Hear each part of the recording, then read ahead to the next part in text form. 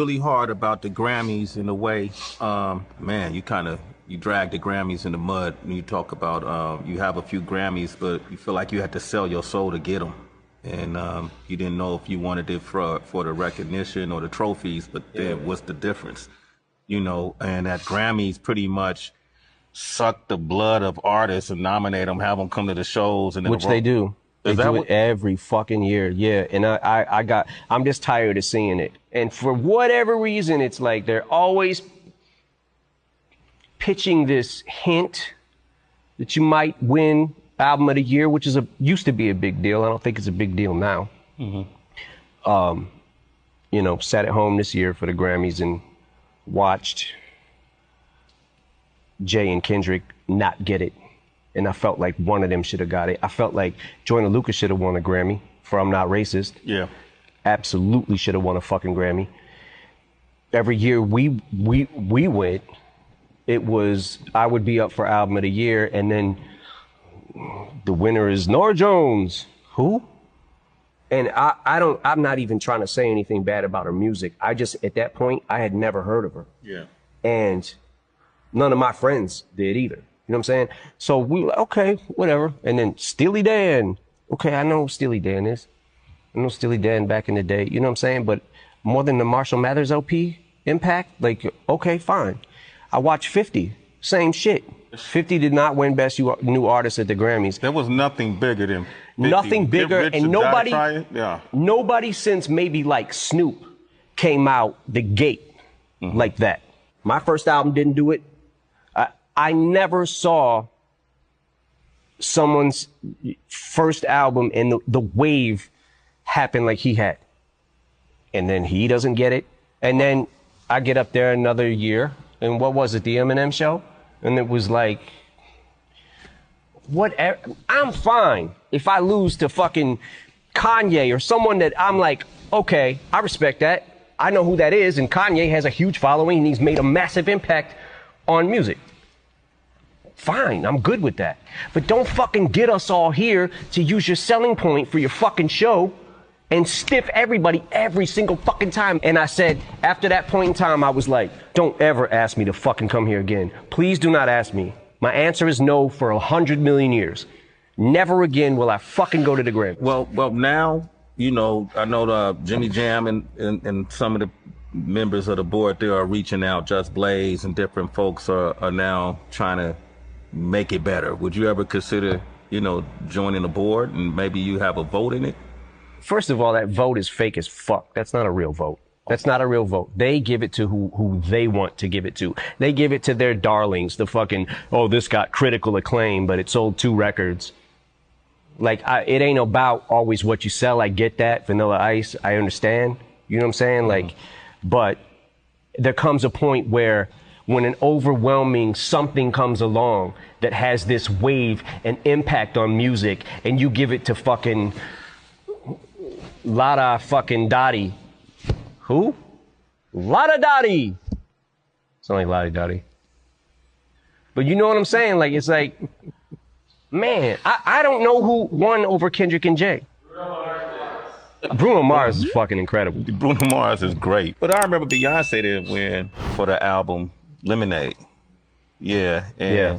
I've been doing this for a while now. I've been making videos. I mean, I'll take it back to Periscope since 2015. Around March, April 2015. Might have been May. I don't know. But it's been a long time. And I used to be really passionate about the music business and the misfortunes and the injustices. But you know what? That passion is fading because there's so much evidence now of everything that goes on in the music business. You hear me talk about it. You hear legends like Eminem talk about it. And if you're somebody who still wants to be in the music industry, I shouldn't say business, industry, and you're just asking to get fucked. You know what it's about. You're going to walk in that room, whatever it is, they're going to bend you over, and when you leave, your booty hole going to be pink. And that's just how it works. I'm going to go into detail, not about pink booty holes, but about why the Grammys got exposed by Eminem and how they continue to be full of shit and what's going on right now in society. That I can give an example of how full of shit this shit is. So if you want to listen to that, you need to watch this entire video. Before you do that, though, hit like, hit share, hit comment, follow, subscribe, save, click the links in Instagram up top.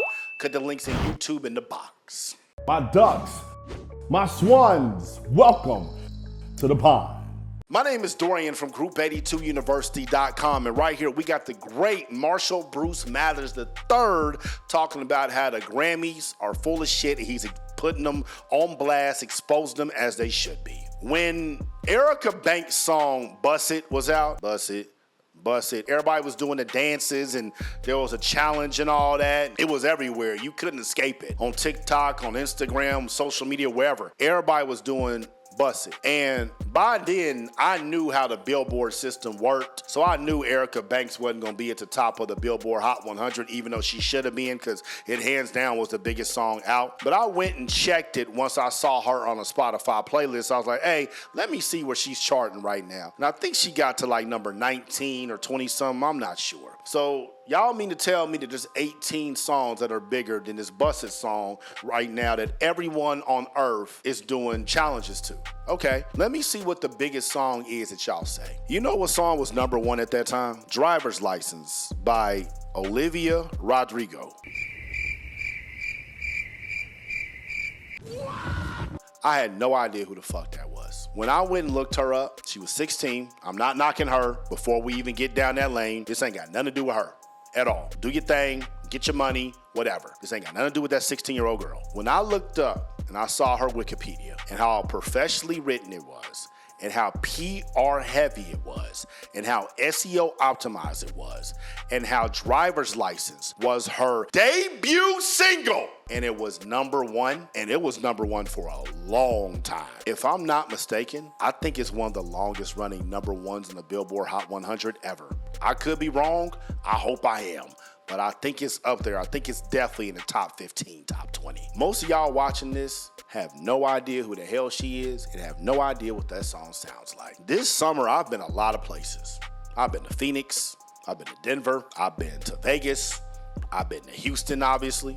I've been to LA. You know, I got friends in Indianapolis, Chicago. I've been in airports, restaurants, clubs, pool parties, beach parties, after sets, barbecues, you know, smoke sessions, lounges. I've been everywhere. I cannot tell you one time I've heard that goddamn song. And I know some of you hoe ass niggas gonna say, it ain't for you. Taylor Swift's Bad Blood wasn't for me. Kesha's TikTok wasn't for me. Miley Cyrus' Party in the USA wasn't for me. Hell, fucking Baby Shark isn't for me. And I heard all those songs. A lot. I've never heard Driver's License out. And I saw something on Twitter the other day that said, who's had a bigger debut year? Olivia Rodrigo or Fetty Wap? How fucking dare you? How fucking dare you? That one-eyed nigga is a fucking beast.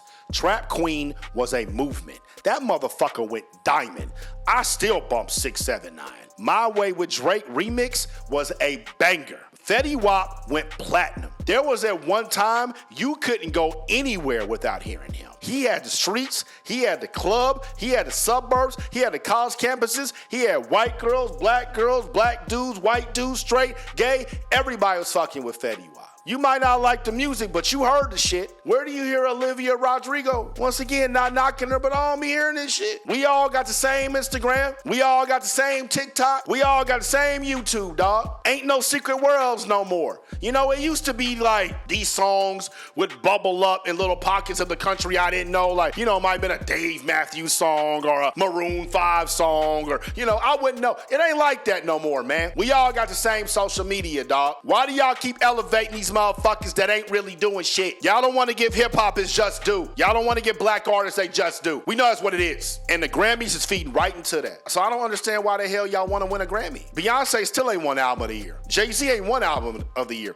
Kanye ain't one album of the year. Drake, Cole, Kendrick, Nas, I go down the line. You know what rappers have won album of the year? Outkast, which is probably the most poppy R&B album they ever had, and Lauryn Hill, she did a lot of singing on there. I don't think I'm missing nobody. Maybe I don't know. The Grammys don't give a shit. They gonna market all the rappers. They gonna show you up next after this commercial break, Megan Thee Stallion. They're not gonna give Megan album of the year, and she's a much bigger artist than Olivia Rodrigo, whatever the fuck her name is. Why do y'all want this rigged ass shit? Why? Why do you want that trophy? You know how they vote for the Grammys? You gotta be a part of the Academy. You fill out application, pay your money, and they send you a poll, ticket, voting sheet, whatever. You have all the categories. You just circle in what you know. It ain't based on your genre. It ain't based on none of that shit. So, somebody who is just an engineer for jazz albums is voting for Rap Album of the Year. Is the reason why Eminem has been nominated for Rap Album of the Year 7 times and he's won 6. Because you know why? Because Eminem's white and he's the most popular rapper ever. And that guy who's an engineer for jazz albums, he don't know who the fuck Kendrick Lamar is at that time. And he didn't know Drake, and he really didn't know Jay-Z like that, and he didn't listen to Kanye's Jesus. So he decided to give Rap Album of the Year to Macklemore for The Heist. Why do y'all keep wanting to win this shit? For what? Why do y'all keep tap dancing for them? Rumor has it they don't pay y'all to perform. So why do you monkey ass niggas keep getting on that stage being Bojangles and Sambo?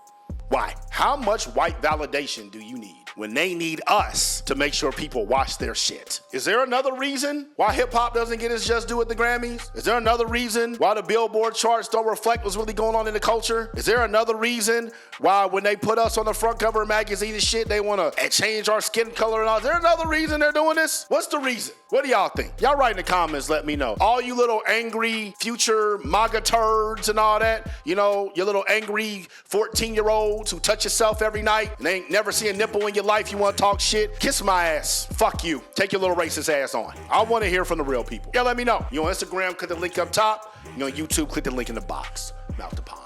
Y'all stay true. Rotate. Naptown duck sauce. And I said it once again with the utmost. And I said it once again, you would not cross. And I said it once again, you was too soft. And I said, can you spread with your bottoms off? And she said that she don't need it though. And she said what she said. Group82university.com.